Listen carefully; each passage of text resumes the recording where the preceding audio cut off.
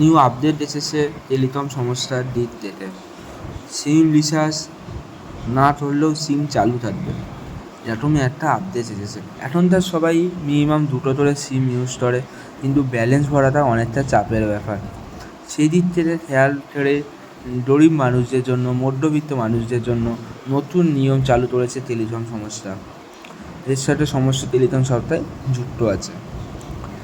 তাই আর সরাসরি নির্দেশ দিয়েছে এই নিয়মটা চালু করার জন্য। এখনকার রুটে সবাই সিম চালু রাখার জন্য নির্দিষ্ট সময়ের জন্য রিচার্জ করতে হয়।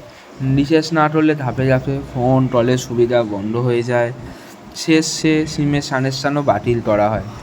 তাই টায়ার সংস্থাগুলি এসব দিক থেকে খেয়াল করে নতুন নিয়ম চালু করেছে। রিচার্জ না করলেও সিম চালু রাখার সুবিধা মিলবে, তবে নির্দিষ্ট সময়ের পর সেই সিম বাতিল হয়ে যাবে।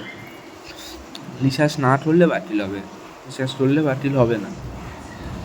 যেমন কী কী সুবিধা মিলতে চলেছে প্রত্যেকটা সিম হিসাবে আমরা জানবো। ফার্স্ট, জিওর ক্ষেত্রে মেয়াদ ফুরানোর পর 90 দিন এবং রিচার্জ না করলেও চালানো যাবে। 90 দিন পর রিচার্জ করতেই হবে, না হলে সেই নাম্বারটি বাতিল হয়ে যাবে। এয়ারটেলের ক্ষেত্রে 90 দিন পর্যন্ত সিম চালু থাকবে রিচার্জ না করলেও। আবার 15 দিনের মধ্যে আরও সময় দেওয়া হবে, না করলে কিন্তু কানেকশান বাতিল হয়ে যাবে, সিম বন্ধ হয়ে যাবে।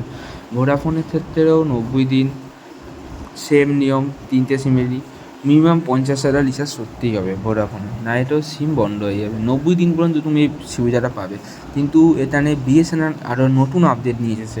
বিএসএনএলে 180 দিন পর্যন্ত সিম অ্যাক্টিভ থাকবে, ঠিক আছে? 180 দিন পর্যন্ত অ্যাক্টিভ থাকবে। বিএসএনএল জানোই সবসময় ভালো জিনিসই নিয়ে আছে। 90 দিনের যদি অ্যাকাউন্টে 20 টাকা থাকতে হবে, তাহলে কেটে সিমটা চালু থাকবে, নাহলে সিম বাতিল হয়ে যাবে। এটাই হচ্ছে নতুন আপডেট পাওয়ার টেলিকম সমস্যা। আশা করি তোমরা বুঝতে পেরেছো নতুন আপডেটটা আসতে চলেছে। খুবই ভালো আপডেট, এমনকি এটা আমাদের জন্য প্রচুর বেনিফিট হতে চলেছে মধ্যবিত্ত মানুষদের জন্য। ওকে, ধন্যবাদ।